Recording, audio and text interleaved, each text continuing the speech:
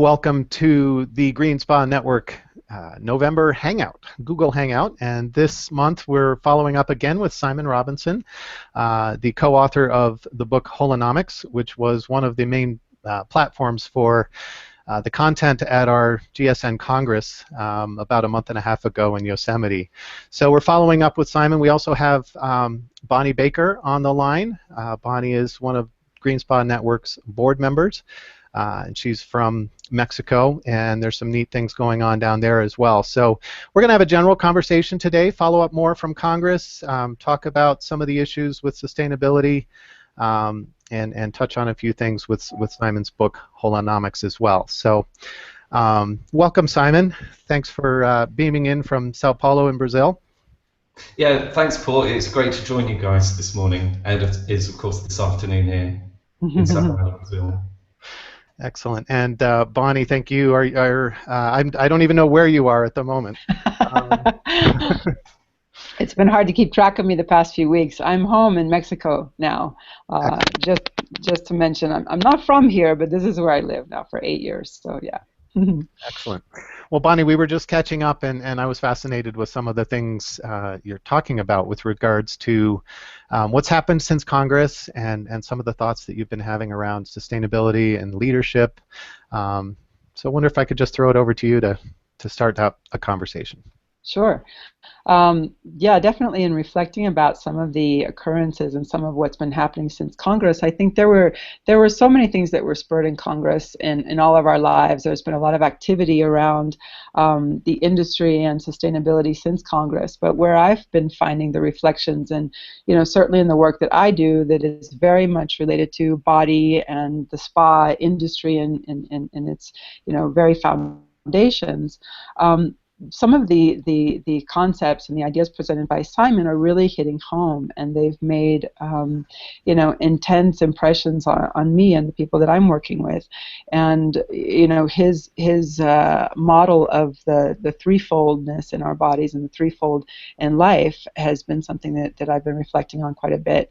The idea of sustainability now in life as kind of a place where there's a dichotomy between the ego and what we need and possess and what our needs for are in life, and where we find a balance with altruism and how we can let go and share and be more part of a community. So there's this kind of needing something and keeping it on an ego level, and sharing and being part of something that's growing in a different way. And I reflect on that in the body as well, whereas we have an innate design that needs egocentrism. We have an innate place of needing to protect, and our immune system and our metabolism breaks down and fights off invaders and keeps us safe, and it's very egocentric, and it's a place that we need to have that energy of real defense and real inner focus. But in our emotional system, and in the other pole that also Simon presented in our nerve sense, in our emotional sense system, there needs to be altruism. There needs to be a sense of being able to be part of a larger community and not feeling that need to hold in. We actually need, in order to create health, a way of looking out and a way of sharing and a way of connecting. So this polarity and this balance between where we find ego and where we find the ability to connect and share, I think that has relevance in sustainability. And I have found that in the work that I do in the spa environment, in the different business environments, that's become even more of an issue. And being able to connect to something on a wider scale as in business, to see this holistic approach, which is exactly where Simon's Holonomics comes in. So that's been a big reflection for me. And I think also in the environment and our relationships, being able to go to understand where that dualism comes in. Maybe Simon wants to allude on that a little more too. Yeah, it's interesting that you're using the word dualism, because as we've seen as you make the point with the human body, we can't operate without ego. And one of the conversations I've been having recently is a lot of people, or maybe quite a few people, use the word ego only in a negative manner. And in fact, it's not. You know, we do actually, we couldn't operate without ego. And the other thing that I've been noticing is that quite a few people have very different definitions of ego. And this is something that's really interesting to explore. Now, the thing about Holonomics is that it takes us into non-dualistic experiences of reality. Now, this is like I know this is a really deep part of Holonomics, but what does this mean in practice? When we are maybe stuck in ego, and maybe when we don't really have this balanced approach to how we are, our being in the world, when we're stuck in ego, we experience a life that's fragmented. We kind of experience things as separation, as different to us. And often when we're stuck in ego, we make distinctions. Oh, this is me, this is not me. I talk a lot about, networks with ego. Sometimes we don't really have authentic networks, we have cliques. So in a clique, we really try and emphasize the differences between us, those of us in the clique, and those not in a clique. But one of the deeper parts of Holonomics that I didn't really go into during the conference, but it's there for readers to read, is the fact that when we make a distinction, at the very same time, we're also relating to the other. But when we're stuck in ego, we miss the relation. We only kind of seem to focus and notice the distinction and the separation. Right. So this is why we kind of need to go back upstream into what I call the coming into being of, our experiences, to realize that no, we don't actually experience life as separate. We always have just a single experience of distinguishing and relating at the same moment. Now, I don't mean to sound too philosophical, but really when we develop our mindfulness, when we become more aware of this thing we call experience, we become much more open to other people as we realize that no, in fact, we're not just making a distinction of separation, we're also at the same time understanding our relationship to other people. And this is why, I can't remember if I said this in my presentation, but Maria and I, we have this definition of sustainability. Sustainability is in the quality of our relationships. And this is a very experiential way of thinking about sustainability, which comes back to what you were saying. So I think this is one area where, it's great that in the Congress we really started to explore leadership at quite a deep level. Larry introduced some of this. We did the Holonomics workshop on holonomic thinking and leadership. So I'd love people watching this to think, hang on a minute, when I'm making a distinction, am I actually at the same time relating to someone else? And this can help us, develop a much more harmonious relationship with other people, nature, the environment, other things happening in our organization as well. Well, it's so interesting, and I just picked up on what you're saying there, because I find that, your approach and the way you've written the book and the way you present it is so refreshing, and it's such a new, very much manageable from a scientific way of looking at it. But for me as an anthropologist, it always goes back to, what do the traditional cultures do? How can I relate that to the cultural and perspectives? And so often what you find in very traditional, very indigenous cultures is that same approach. So if we even look at just, a traditional Chinese approach to life with the yin and yang, you do have this dualism, but where the focus is where they meet in the middle. The focus is always how to bring it back together into the encounter. So where do these two sides balance? And that's what you're saying, the relationship between, there is a distinction, I have this separateness, I have this individual existence here, but it's that encounter of where I meet with the other and how the other is reflected in me and how I am reflected in the entire environment, supporting and challenging me. I think that's where it's all about, and that's the wisdom that we bring in with these indigenous and traditional cultures, but we have to present it in an entirely new way.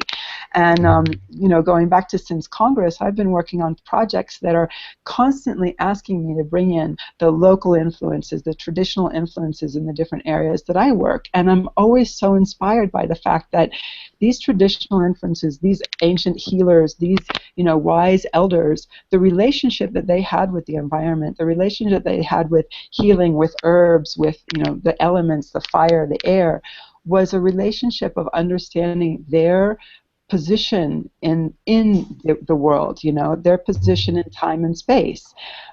And they were just there living it experientially. There was no necessarily thinking about it. And we're at the point now in time where we're actually having to cognizantly think and understand, where am I in all of this? How do I relate to this individual body, and how do I relate to that other larger body, which is the whole holonomic perspective? No? So I find that there's so much wisdom that we can go back with, but we can't say that's the way to do it. We have to bring it into a context of, you know, modern evolution, and where humans are right now with our logical, rational, you know, absolute necessity of understanding it in a scientific and tangible aspect. But we're saying the same thing. You know, we're really saying the same thing in your approach to, you know, addressing the elements and addressing this, you know, this consciousness about life, and being able to be conscious about, you know, how am I using these materials, or how am I relating to my work even? Where is my consciousness flowing during the day? And I think there's a lot of message there. There's a lot of answers to our questions just in that space. And you know, being able to find the relationship between me individually and me as part of the whole, and directing actions from that, and we're still searching for that. No, we're still searching for that, and I think, you know, that's where our challenges come in, because letting go, we're kind of holding on to something from before, and we're reaching for something new, and we don't want to let go, but we can't reach that far. So there's a bit of a gap there, you know, where we're trying to let go and still reach. Yeah, I mean, it's wonderful. You know, I myself am a big student of, you know, indigenous thinking, indigenous culture. And the key thing for me about indigenous thinking is that the planet, you know, Gaia, the ecosystem, it's alive. And they have this wonderful sense of the livingness of life.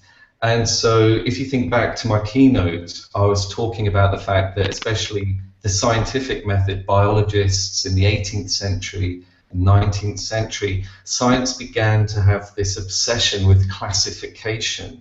And when you start to classify categories of plants and animals, it takes you one step removed from the livingness of life. If all you really focus on is this categorization.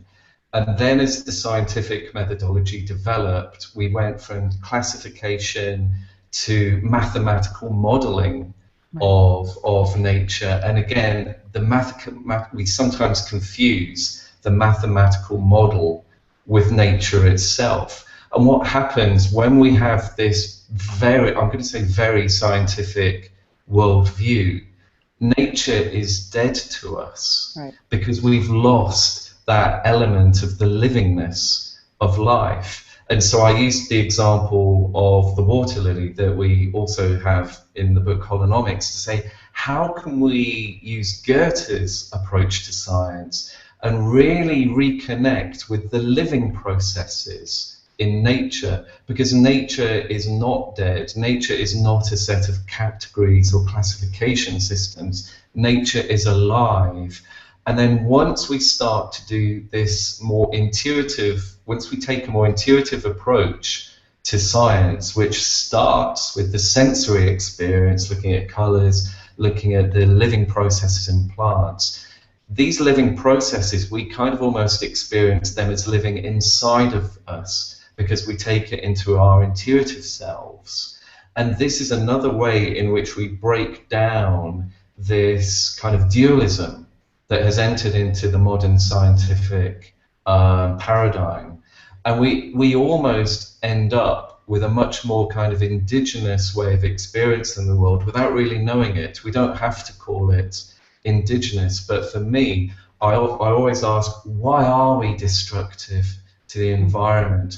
Why do we behave unethically towards other people and not treat other people as we would hope they would treat ourselves? And it's because we're one step removed. We don't have this empathy anymore. And I think we've really lost this in many scientific methodologies. So in holonomics, we don't really talk about indigenous wisdom and thinking. We don't talk about the ancient Eastern philosophies as well.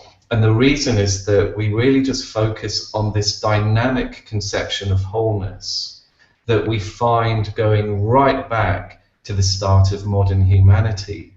And again, one of the key insights is it's not this dynamic conception of wholeness, it's not one way of thinking. The way I explain it is, don't get confused between the contents and the container. Mm-hmm. So all the way through, if we look through the history of humanity, we've always had this relationship, this kind of play between understanding the relationship between the parts and the whole in any system. But we've used this way of thinking, this level of consciousness, and applied it in many different ways. Starting, if I start with Plato is interested in issues such as the good, the beautiful, the true, and how do these concepts relate to each other. Goethe was interested in finding out about the living processes in nature, and this science did actually inspire the younger Charles Darwin. Mm-hmm. And if you look at my blog, what I've been writing about more recently, it's hermeneutics. So it's how do we understand language? How can we really use dialogue and communication to really better understand each other and really improve communication in organizations? These are all very different contexts. So these are all very, very different contents, but we need to contain the contents within a container, which is having this dynamic understanding of the relationship between the parts and the whole. And this is the central insight of holonomics. And once you've had that insight, then you do see it in indigenous thinking. You do see it in the Vedas of India and ancient scripture in India. And you do see it in modern thinking as well, but it can get lost when you focus just on what people are trying to talk about, as opposed to this expansion of consciousness, which really helps us to understand the bigger picture. Mm-hmm. Well, you also mentioned that in the work that we did at the Congress, and you were going through, how we see, what is your seeing? And so in terms of, the Goetheanistic methodology, he also starts out, you can't go through the 4 steps of his methodology of seeing nature without going through this first seeing things differently. So stepping into a stage of awe, in science, in so many of the major breakthroughs in science is because the scientist has come from a stage of just awe about the experiment, or awe of what's happening in front of them, and that place of awe opens up your consciousness, your ability to perceive, and it's like a childlike stage of just being completely aware and in awe of the world around you. And I think that sometimes in this compartmentalization and in breaking things down, like you said, we lose that sense of awe. It becomes dead to us, and so from awe we go into a stage of non-judgment and just being open to receiving without having any filter there. So you're not perceiving the world through my own filter of the world, you're just perceiving it in a state of complete openness and awareness, and it creates a new way of seeing, and then with that openness, being able to take in something new about something that is so everyday, but you see it in such a different way. That was also a very important message for me in the book, and that's what enables, I think, this ability to relate to nature the way that Goethe was talking about. You observe first without any judgment, no names, no categorizations or anything. You just observe and you just see what's right there in front of me in the tangible world. But then to start to perceive what's happening underneath that, to perceive what the movement is, what the subtle influence is, what the energetic influence is, what's causing these changes, then you discover something new that can lead you to a new perception, no? And so I think that, you know, when you talk about us being able to perceive ourselves as a part of, or, you know, the part and the whole, it has to do with being able to relate from an inner place with that other, whether it's a plant, whether it's a person, whether it's my patient or my coworker. You almost disappear in my filter of the world, and I'm able to perceive from another perspective, the outer perspective, or being more closely connected with that other participant in experience. No, I think that's at least my understanding. Yeah, no, absolutely. And also, I've actually gone through, you know, as part of my master's degree, I really participated in being taught Goethean science. And there's a couple of really things that I did that really made a huge impression. The first one is, if we just talk about perception, one of the early exercises is that I just had a twig, a small stick in front of me. I was asked to look at it, and then I was, and then you really have to kind of really look at it, and then it's taken away, and then you draw as much of it as possible. So it's a very simple exercise. This is a very early simple exercise, and that really teaches you how much of the detail in nature you miss. Because if you just look at a gnarly twig, you know, just something very small, it's got knots, it's got twirls, you know, it's got all these patterns and textures.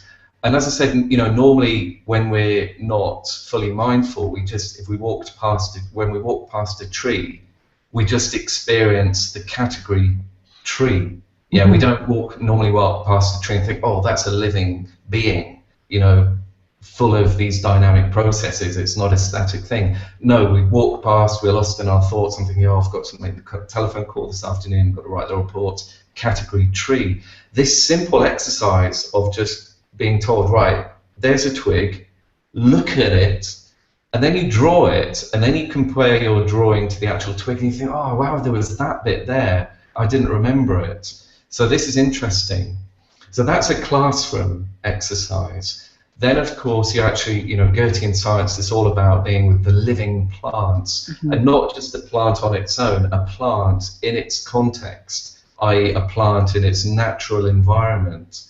And so one thing we did is we went into the gardens of the Dartington estate, just down near Totnes, and we were told to go explore these gardens and find a plant, and we would be with this plant for a whole week. So there was so in the morning our lessons were in the classroom. In the afternoon we'd go out into this great estate. And the first thing we do, in order to shake off your preconceptions, you find a plant. So I found a holly bush, and you just sit there and you attempt to get to know the plant. So again, if we think of like a traditional scientific experiment, you just jump straight in, and it's all about observation and measurement. But here, this was kind of almost stage 0 rather than stage 1. It's like, okay, just ask the plant questions, who are you? And just be open to whatever thoughts and intuitions arise. And that was like a whole afternoon of preparation before then going into the first major stage, which is to do, you know, draw the plant as closely as you can. The idea isn't to be as artistic as possible, because I can't draw at all, but just to draw, you know, notice all these details. So yeah, absolutely. It's not that often that we go into nature and just try to be without doing, and just try and let nature speak to us. You know, I think Ilya Prigogine said, you know, nature speaks with 1,000 voices, and we've only just started to listen. That's what we have the quote in our book. I wanted to put it there because it's absolutely wonderful. And this to me is mindfulness. mindfulness for me is not just meditation and switching off. It's the mindfulness, to me, is the experience of an expansion of consciousness. And this has everything to do with creativity, everything to do with ethics, being open to others, leadership, you know, developing ourselves, developing our businesses. So absolutely, this first stage of just allowing nature to be and to be in nature without these preconceptions, it's not easy. No. But when you're kind of guided into it, it's quite remarkable.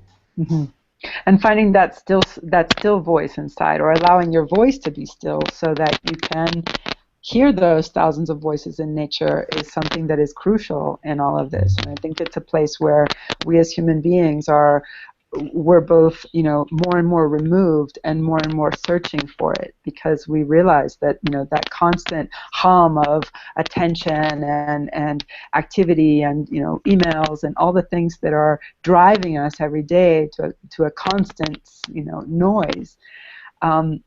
We're almost going now, with the pendulum swing, is going back to the other side, where we're just, you know, in such need of finding those quiet spaces and those quiet moments, and that's where, you know, the mysteries reveal themselves, actually, in that space of mindfulness. And so I think that, yeah, the Goetheanistic activities are so important, and we're, you know, from those inspirations that you've had in the classroom or in your studies and in the work that we do often in agriculture and in the biodynamics, very much along the same lines, if you sit with someone, not a plant, but with someone with those same principles, and you allow that voice to be still, and you allow that awe of, you know, what's in front of you to come in, and we're actually finding that there's usefulness in that in diagnostic techniques, you know, working with guests or clients in the spa industry, even in certain medical environments.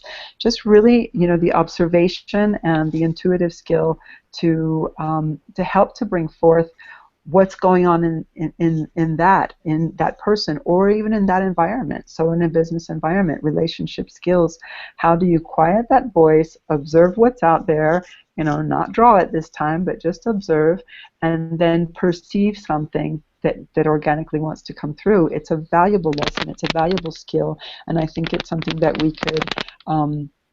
could even put into exercises in Congress, or put into exercises in different areas that will help us to hone in on those qualities and hone in on those skills, and then you know, bring them back to our environments.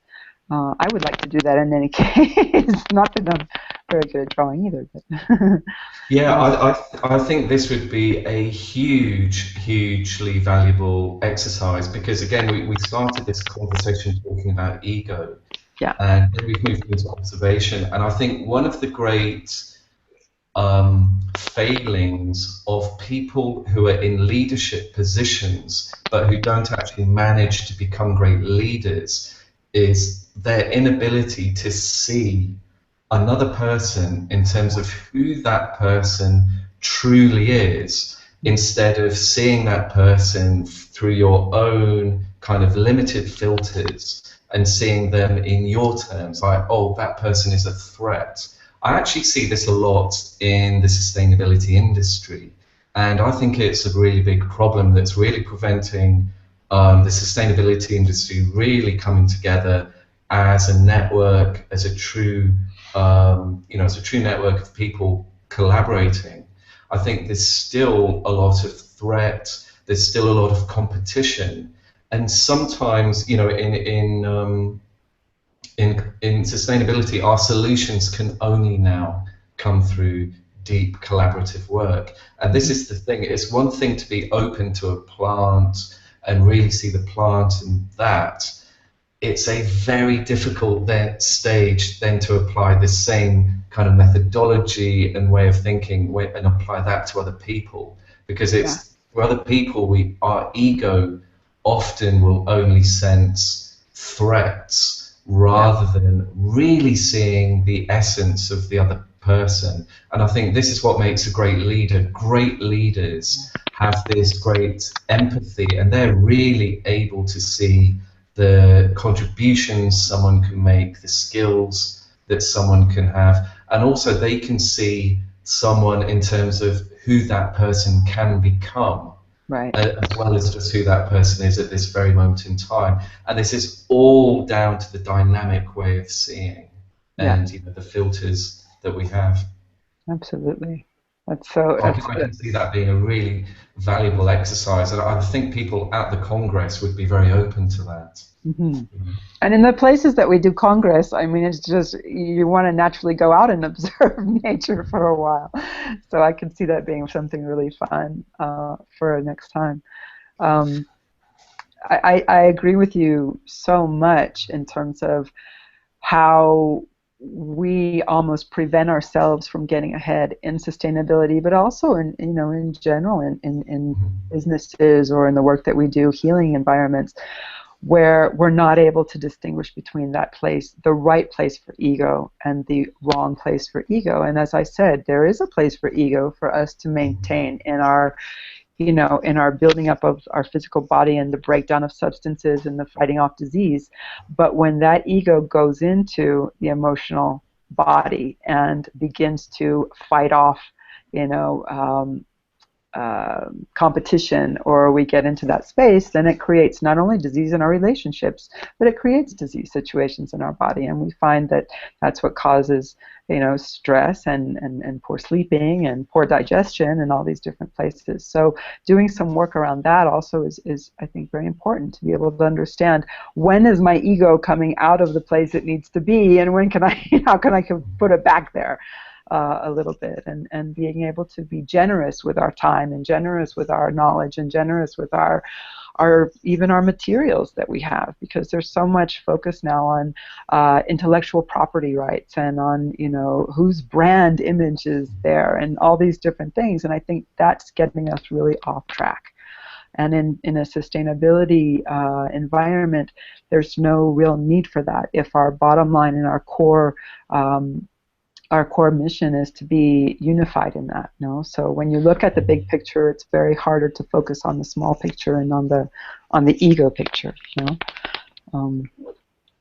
I know Paul has a lot of things to add to that. Are you watching the thoughts go through? I do. Yeah, no, it's a fascinating conversation, and I'm stimulated by lots of different lines of thinking, and so I'll talk about that for a quick second. And that is my own personal confirmation and my desire and almost the I don't know, it's just got this attraction to it to address things at an intellectual level. And so we're having an intellectual conversation about ego and about sustainability and about holonomics and all this stuff. And this is one of the things that I've brought away from Congress and the conversations around holonomics for me. It's very subtle, and Simon, or Bonnie, I'll take your coaching on this. But I find I have to recognize, and I'm developing this muscle in myself. Okay, this is the intellectual Paul looking at things, and there's other aspects to it. So I'm gonna short circuit at the moment, but bringing it into spas. What the conversation is reminding me of a lot is what I'll call the healer conversation, or the role of the healer. And I go back to some of the important insights that I had in my training as a healer, which was how I entered the spa industry in my professional life, and around ego in particular and stuff. And I'm sure this is familiar to many people, but one of the lessons that I had, that sort of hit me over the head at the time was in a group setting, our leader was being asked, how do I make my ego go away? I want to be a healer and my ego's getting in the way. How do I make it disappear? And the response was, again, it hit me over the head and some other people as well. The response was, well, why would you want to make your ego small? Why would you want to get rid of it? Make it bigger. And that flew in the face of what was then my idea about ego as me, and it was very Freudian, and then other, and that helped me break down that, what you referred to earlier, Simon, as an automatically negative response to that word, and how it's got that kind of connotation in at least our culture here in America. And the whole idea was, well, if you make your ego big enough, to cover everybody, which is kind of an audacious sort of thought, because that requires you to think, well, it's me. How could it be everybody? That'd be like me acting like, God or something or whatever else, and there's something wrong with that, But it's true. If you can expand your mind to include everybody, then the oneness is there, and all of a sudden you start to see the perception and the other things. So there's a lot to be talked about maybe around the role of a healer and how that's playing out in our spa culture and in our staffs of therapists, who are dealing with that with their own journey in those regards, and at the same time trying to work in a business setting and then make that kind of contribution to other people as well.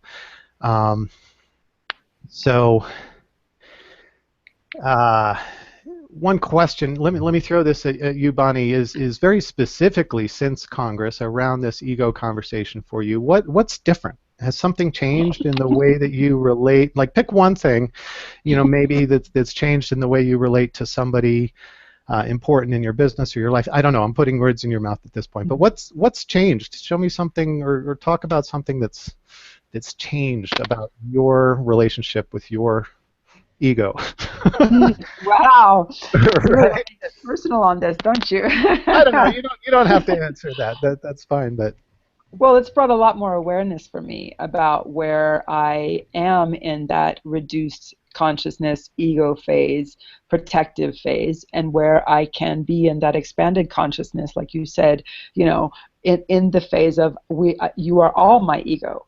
Right. And trying to continually check myself against, this person is challenging me, they're really presenting a problem, blah, blah, blah. How can I go into that Goetheanistic way of seeing them and observe, where are my limitations, where are my fears about this, and how can I become, in their perspective or what their experience is. And that's a big challenge. It's hard to do on a daily basis. I mean, when we're in a retreat or where we're in a congress and that's, you've been given 2 hours to go out and observe that, it's a whole different experience than when you're, there in a business meeting or in front of the therapist and there's a challenge. And so I found that I'm much more aware, and it's much more visceral for me, this getting into that mindset, and then, lowering my need to separate, defend, be, in a mentality of, wait a minute, that's mine,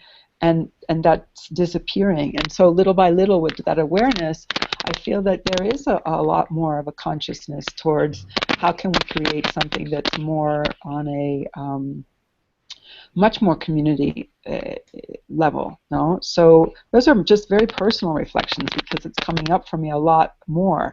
I think that, they always say with more awareness comes more responsibility, with more, more responsibility. I don't know what the saying is, but it's something about power and things. And I find that is becoming very true for me. I've taken on responsibilities in life. I've become a board member of GSN. I've taken on a business and relationships that require me to be very true to what those principles are. And so I'm challenging myself constantly to say, okay, was that in line with my principles? Was that in line with the ethics? Was that in line with what I, would like to see happening around me? And it's a challenge. And so, having to be more and more transparent in my role in all of this, and not just have it as lip service. So that's one way of answering your question, I think. That's amazing, Bonnie. What I'm hearing, and Simon, tell me if you think so. What I'm hearing is mindfulness. Yeah, a lot. But even more than that, maybe a little bit of almost a qualified or measured or working sense of mindfulness. Because you're beginning to think about what you describe going on is you thinking about what your values are and referencing choices that you're making to what's right and wrong.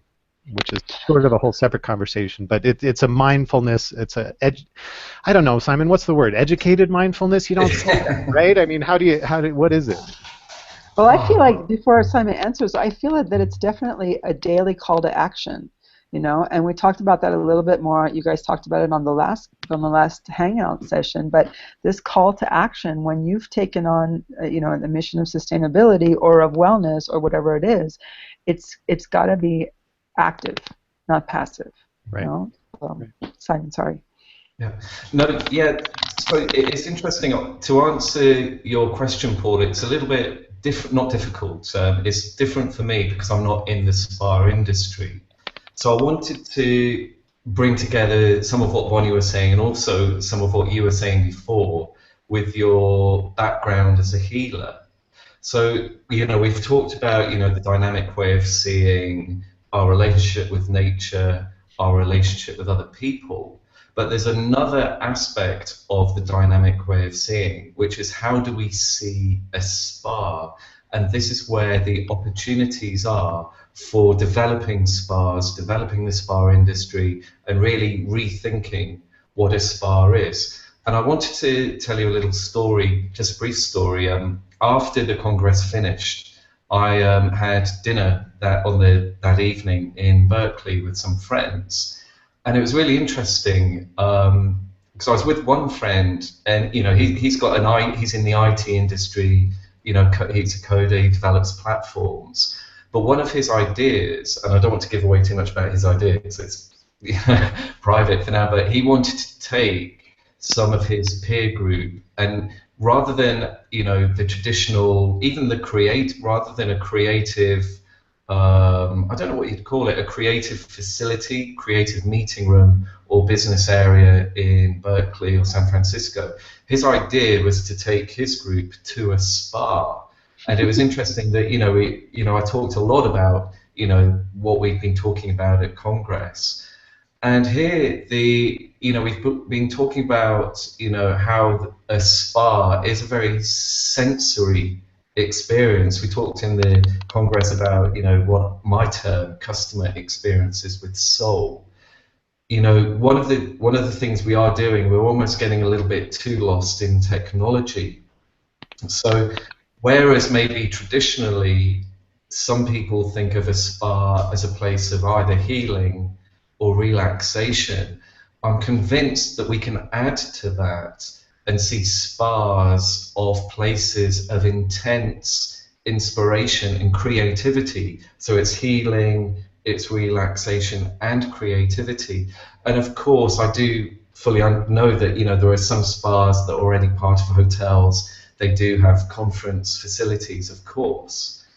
But how can we really rethink this and take the message out to a wider audience rather than just relying on some creative people thinking, what, why don't we have our meeting in a spa? How could we, as a network and an industry, be more proactive and really help people really expand their thinking about what a spa is? It is about getting closer to nature.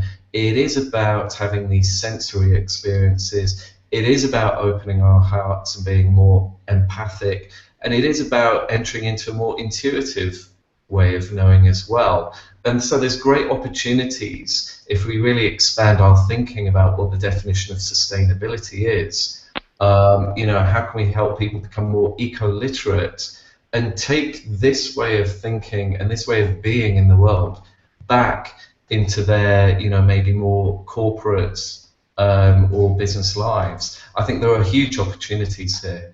And, of course, some of the work that we do, that Maria and I do in our consultancy, we do help people go through these profound learning journeys. We help facilitate profound change. And also, innovation and creativity is very much a part of that. And I think this is one of my takeaways from the Congress, just how much opportunity there is to really rethink spas. It's a very exciting feeling to have, especially because at the Congress you've got the whole ecosystem. And we need to remember, of course, you've got the suppliers as well with all those products. There's a whole ecosystem there where there's so much opportunity. It's so exciting. I mean, this is where you and I connected. Over a year ago, Simon, when we met, was around an expanded or maybe future. That's my word. Version of the word spa or the definition or the distinction spa, and I can so get on board with that. But let me dig up one of the challenges to that, and it goes back to another sort of encapsulated lesson I got probably along the way in my training, which was that healing doesn't require consent. And so at a very high level, that would mean that whole intellectual thing I was talking about earlier, and a person's intellectual experience of their condition, if you will, however they're thinking and whatever they feel or whatever they believe about energy or healing or whatever, doesn't matter. The exchange can still happen and the process can still happen. So that, if you go with that for a second, it means that to a degree, spas are a place where people find something they don't know they're looking for. They come and they find something that is in that realm of you don't know what you don't know. And so that becomes a supreme challenge in the marketing realm and all other kinds of things when you're trying to relate to a potential spa customer. What are you going to get out of this experience? And when you look at them and say, something you have absolutely no idea that you're going to get, and it's going to be amazing because, and it's for you. I mean, that's kind of a wacky conversation, right? So, in the daily world, at least. So that's another challenge I have, is how do we present spas as a place that is inviting for people and then does create, the goal that we have to create a safe environment where people can have, the way I say it is that where people can have those kinds of deep personal insights, those thoughts in the world that they can't go back from, that change their world, and in a safe way, and then exit the spa, So how, it's easy for us to talk about it, but then all of a sudden, and this is a trap GSN got into over the years as well. Then we're preaching to the converted, and how do we reach the people who aren't there? And you know what I'm trying to say? Yeah, I mean, one of the immediate things that comes to my mind is the Apple. Now, I cannot for the life of me remember what year this was. It was quite a few years ago. A big Apple marketing campaign where they pretty much didn't mention products. They didn't mention, oh, we sell computers and it's got these features, blah, blah, blah. The whole essence of the Apple marketing campaign was to say, what does Apple do? We unlock your creativity. Yeah? Do you want to make music? We unlock your creativity. Do you want to be a great film director? We unlock your creativity. And I think that was really the essence of what I'm talking about. Absolutely, it is a great challenge, and not everyone are great marketeers. But this is the thing for business leaders and business owners of spas, hotels, resorts. How can they really send out this message? Yeah, and I'm not saying the marketing message is, oh, come to a spa, unlock your creativity. I'm not saying copy Apple, but I'm saying there are examples already of great marketing campaigns which really inspire us, because they really hit home in terms of what we're doing. And this is, as I said, absolutely, it's a great challenge, but it's what a great challenge to have. Right. I feel like, to expand a little on what we are both saying, both spa and sustainability are words that have lost connection with their essential meaning. And we're almost at a moment now where we have to come up with something new. Now, in the world of spa, so this word wellness has begun to take on more of a meaning, and I'm not going to say whether that's good or bad, but it has expanded our understanding of what the spa is there for. And I think it has to go even beyond that, because we're still talking about wellness in terms of a very impersonal situation or a personal state of being. And wellness, as we know, is directly related to sustainability. Wellness cannot be a state of being if it doesn't take into consideration the environment, the community, the planetary wellness. It's a much bigger piece of the puzzle, so this part in relationship to the whole comes in there. And it's interesting because and it's very interesting to me because I'm going to give a little plug here to the Wellness Summit, but we're preparing this week for the Global Wellness Summit to meet in Mexico City. And when you first think about that, you say, why is there going to be a wellness summit in Mexico City, which is one of the most polluted, overpopulated, cities that you don't necessarily relate to wellness?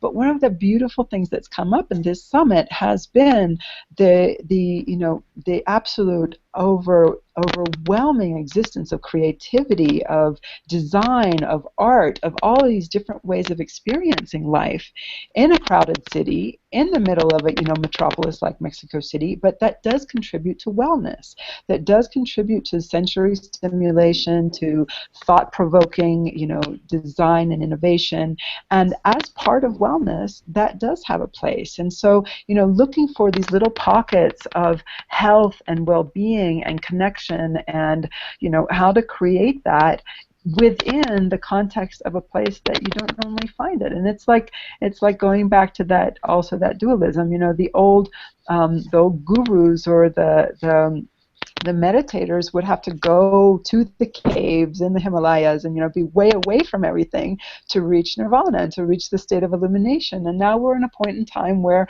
we have to find the practical tools to do that here in our modern, chaotic, overstimulated lives. How do we find peace? How do we find stability? How do we find wellness? And how do we keep that on a sustainable level personally? How do I keep that also on a sustainable level with my community, my family, my planet? That's the only thing that really we have, to focus on, because otherwise none of the rest of it matters, is kind of where I think about it. But this wellness summit happening in the middle of Mexico City has really placed a new focus on what wellness means, and it's challenging our spa industry to step up. To really step up, or to create more of a separation between what is true spa and wellness and what is more of a superficial aesthetic approach to wellness. And that's fine. Beauty has its place in wellness as well. Beauty as a representation of natural balance is also a very interesting topic, but maybe for next conversation. But I so resonate with what you're saying, Simon, and the opportunity, the brilliant opportunity that we have in the spa industry, and where we're also squandering that opportunity in a lot of ways. And to bring it back, which GSN does, and which is our whole mission of bringing sustainability to spa and bringing wellness to spa and wellness to the planet, and this big circle of wholeness.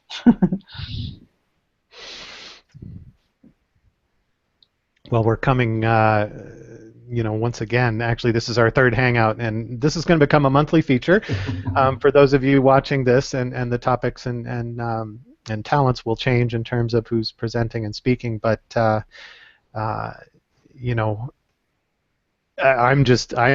hope that those of you listening are having a similar experience as myself, and that there's lots of ideas going on right now. It's opening up a space of creativity and thinking that actually, and I didn't know how we were going to do this, that actually rivals or is in the same vein as the space that Congress put me in. So this works somehow, which is kind of cool. And how do we want to wrap it up? Where do we want to try? And I don't even know if it's a valid effort to put a bow on it here and leave people maybe with a couple of questions, a couple of things to think about in their lives around this topic as they leave viewing this Hangout.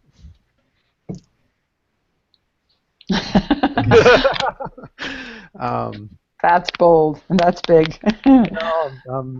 Yeah. I think also it would also be great to really collect feedback. So, the Green Spa Network, it's gone through a rapid phase of expansion. Yeah. I know you've been getting more members recently. It's always great to get feedback and find out, we're very open to receiving questions, observations as about what people would like to be covered. And maybe invite one or two other members to join the Hangout as well. Yeah. Because obviously, the closer we can get to members, the better we're able to help. So, that would be interesting for future Hangouts. Who else would you like to invite? Not just, us, but who else is active out there in Green Spa Network? Because sustainability, it's all about diversity. That's fantastic, Simon. Yeah, we'll I've already just got some ideas about how to make that happen. So yeah, sounds good. Right. Bonnie, any closing thoughts? Just thinking, as you said, this intellectual realm. We can philosophize, we can keep it into a nice discussion, we can present new concepts, but I always look for the way that can come into real active, engaged life. So how to challenge ourselves, how to be, turn these great intellectual discussions into a way of being and a way of interacting and a way of relating to each other. So that's my challenge when I come away from that, and maybe we can get some feedback, from our members and from our viewers to contribute to that. Absolutely. Absolutely. Well, thank you. And yeah, what I've just realized I'm going to take away from this conversation is underscoring, one thing that I've gotten from Congress. It's not a new thought, but it really it got presented to me in a different way at Congress, and the practical version of that in my daily life right now is to continue, whenever there's conflict, whenever I have a conversation or see somebody or meet a situation where I react, and I notice that I'm reacting, I'm gonna treat that differently. I would normally go straight up into my head and come up with a whole, Paul thinks it's brilliant, theory or construct around what's going on that would make me somehow feel comfortable, dealing with it, So I'm stopping that, recognizing that conversation, and making room for reflection before I respond, when possible in those situations. And that, it's hard to talk about specifically, especially with the time we have, but it changes the way my life happens. It provides different opportunities for me that I would never have gotten to if I just focused on what was wrong about that situation and fixing it and moving forward. So that's what I'm going to do out of this. Is it's a great reminder to take a deep breath and approach life a little bit differently, and feel comfortable and safe in doing so. So that's me. So here we are. No, it's been it doesn't feel like an hour. As always, fantastic conversation. So it's been great to join both of you. Thanks for that. Thank you, Simon. It's really great to see you again. It's been a busy couple of months, so I really like these Hangouts are keeping us in touch. So that's good. Absolutely. And Bonnie, thank you. Thanks for being here today. I'm glad the connection worked out. I suppose it's a little too late, but I do want to recognize that Larry Prochazka was scheduled to be on this call today. He obviously wasn't here. He's doing great, and looking forward to being on future Hangouts with us. And so if you missed Larry today, I apologize for that. There were circumstances that left him out of the conversation today. So thank you, everybody, for being here. Thanks for making this a great way to start my week, and hopefully yours as well. So cheers. Thanks. Take care. Thanks everybody. Simon. Bye.